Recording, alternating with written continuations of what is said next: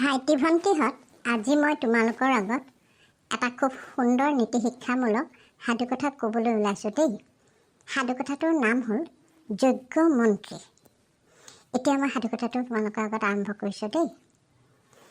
এসময়ত প্ৰতাপ নগৰ নামৰ চহৰ এখনত ৰুদ্ৰ প্ৰতাপ নামৰ এজন বিখ্যাত ৰজা আছিল। তেওঁ আছিল অতি সাহসী আৰু কেইবাখনো তেওঁ ওচৰ চুবুৰীয়া ৰাজ্য জয় কৰিছিল। বাকী সকলো সৰু ৰাজ্যৰ ৰজাই তেওঁক বৰ শ্ৰদ্ধা কৰিছিল দেই। ৰুদ্ৰ প্ৰতাপে দক্ষতাৰে নিজৰ ৰাজ্য শাসন কৰিছিল। তেওঁ নিজৰ ৰাজসভাত বহুতো জ্ঞানী আৰু সম্ভ্ৰান্ত মন্ত্ৰীক স্থান দিছিল। তেওঁলোকে তেওঁক ৰাজ্য শাসনৰ বিভিন্ন দিশত পৰামৰ্শও দিছিল। ৰজাৰ মুখ্যমন্ত্ৰীজন আছিল অতি বুদ্ধিমান, জ্ঞানী আৰু দয়ালু ব্যক্তি। তেওঁ কি কৰিছিল জানা? তেওঁ সদায় ৰজা আৰু প্ৰজাৰ স্বাৰ্থত সঠিক উপদেশ দিছিল। কিন্তু এদিন কি হ'ল জানানে?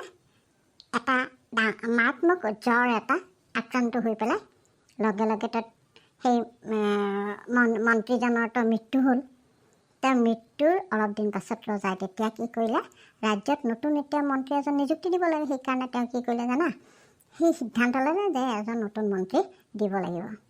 তেওঁৰ সৈন্যসকলে সকলো চুবুৰীয়া নগৰ গাঁৱৰ ৰজাৰ ঘোষণাটো কৰি ক'লে যে এইবাৰ দীপাৱলীৰ দিনা মহাৰাজ ৰুদ্ৰ প্ৰতাপে এজন নতুন মুখ্যমন্ত্ৰীক বাছনি কৰিব।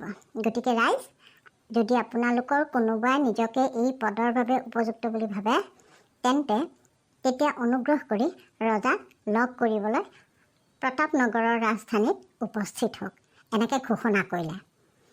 সেইমতেতো মুখ্যমন্ত্ৰী হ'বৰ কাৰণে বিচৰা বহু লোকে দেৱালীৰ পূৰ্বে প্ৰতাপ নগৰত আহি উপস্থিত হ'ল। ৰজাই তেওঁলোক থাকিবৰ বাবে আৰামদায়ক কোঠাৰ ব্যৱস্থা কৰিলে আৰু সকলোকে উদ্দেশ্য কৰি ক'লে, মোৰ মৰমৰ দেশবাসীসকল, মুখ্যমন্ত্ৰীৰ পদৰ বাবে ইয়ালৈ অহাৰ বাবে আপোনালোকক যথেষ্ট মই ধন্যবাদ জনাইছোঁ আৰু মই বাছনি কৰিব লাগিব আপোনালোকক। কিন্তু তাৰ আগতে আপোনালোকে কি কৰে, ৰাজধানীৰ গোটেই পৰিৱেশটো অকণমান উপভোগ কৰক। অতি সোনকালে মই আপোনালোকৰ মাজৰ পৰা এজন নতুন মন্ত্ৰী বাছনি কৰিম, এনেকৈ ৰজাই ক'লে। তাৰপিছত ৰজাই কি কৰিলে, মন্ত্ৰীবিলাকক থাকিবৰ কাৰণে ধুনীয়া কোঠা, ধুনীয়া খোৱা বস্তু গোটেই ব্যৱস্থা কৰি দিলে। আৰু তেওঁলোকক কি কৰিলে জানা? যে তেওঁলোকে চবেই ফূৰ্তি ফাৰ্তা কৰিবৰ কাৰণে বনভোজৰো ব্যৱস্থা কৰিলে, যাতে তেওঁলোকে ফূৰ্তি কৰি পেলাই খাই বৈ লোৱাৰ পিছত ৰজাই এটা সিদ্ধান্ত কৰিব। তাৰপিছত সন্ধিয়া যেতিয়া সেইদিনাখন খাই বৈ চব ফূৰ্তিতে বনভোজৰ পৰা আহিল, খালে বলে, ফূৰ্তি কৰিলে, নাচিলে বাগিলে। তাৰপিছত যেতিয়া আন্ধাৰ হ'ল ন, মানুহবোৰ ৰাজপ্ৰসাদলৈ উভতি আহিব ওলাল। ঠিক তেনে সময়তে এগৰাকী মহিলাই কান্দি কান্দি দৌৰি তেওঁলোকৰ ওচৰলৈ আহিল। তাই ক'লে, হে ডাঙৰীয়াসকল, মোক অকণমান সহায় কৰক। আপোনালোকৰ কোনোবাই অনুগ্ৰহ কৰি মোৰ সন্তানক বচাবলৈ কাৰণে সহায় কৰিবনে?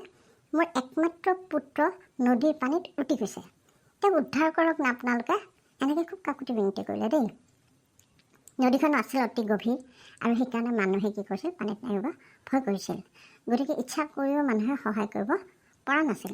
প্ৰায়বোৰ এই যে প্ৰাৰ্থীয়ে যিবিলাক আহিছিল মুখ্যমন্ত্ৰী হ'বৰ কাৰণে, কিবা নহয় কিবা এটা অজুহাত দেখুৱাই পেলাই পানীত নামিব ইচ্ছা কৰা নাছিল।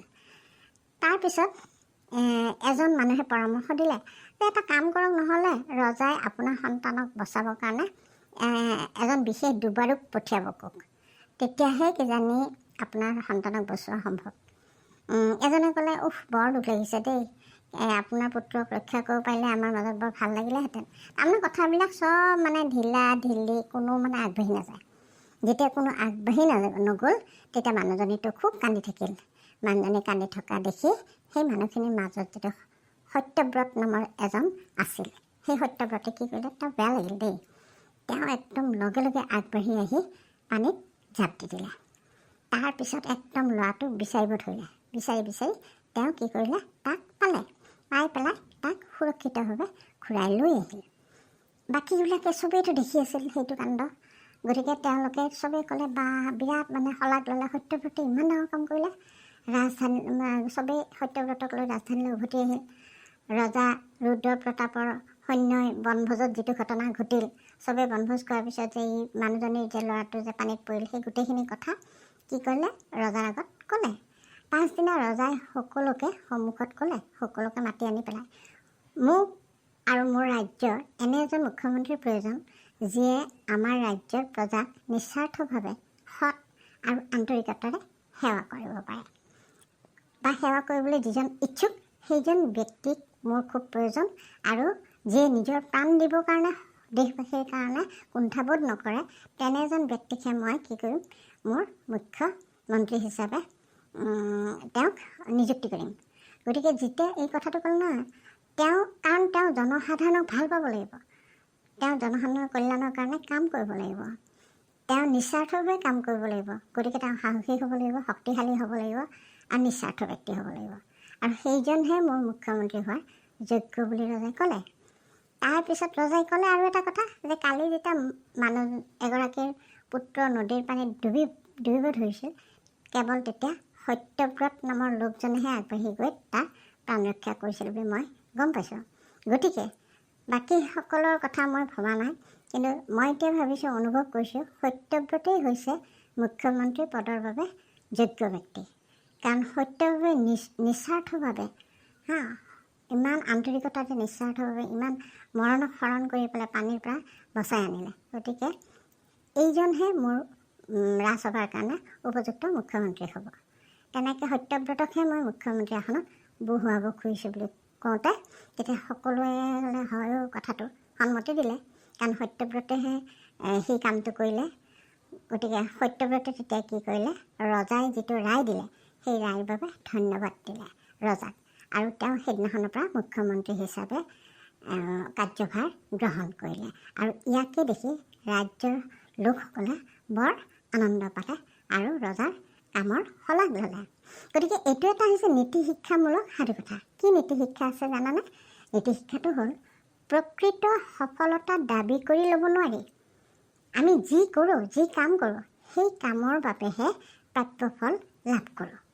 গতিকে আমি দাবী কৰিব নোৱাৰোঁ আমি কিমান সফল, কিমান কৰিছোঁ।